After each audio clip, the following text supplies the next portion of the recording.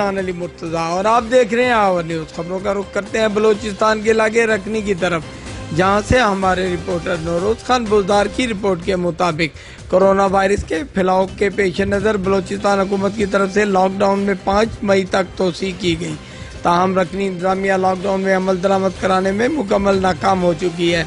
रखनी पुलिस और तहसीलदार ladies force सिर्फ और सिर्फ दुकानें बंद कराने में मसरूफ हैं और दफा 144 की सरेआम धज्जियां उड़ाई जा रही हैं। उन्हें अवामी भीड़ को कंट्रोल करने में मुकम्मल नाकामी का सामना करना पड़ रहा है।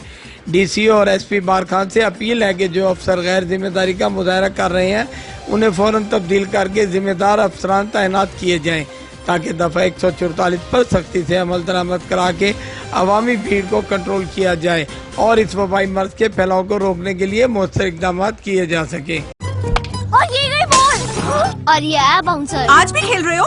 थोड़ी सी तो शर्म करो। तुम लोग के साथ साथ आज मेरी भी क्लास होगी।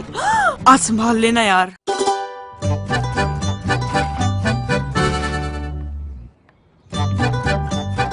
तुम और स्लांटी शेयर कर रही हो? आज आपके लिए एक अलग सी रिस्पेक्ट आ गई बाबा। जब से पता चला आपके 8th में 95% आए थे। किसने कहा? 60% आए थे शायद। चलो भाई ने आपको बीट कर दिया बाबा, 65% आए हैं। साइन कर दे बाबा, खानदान तरक्की कर रहा है।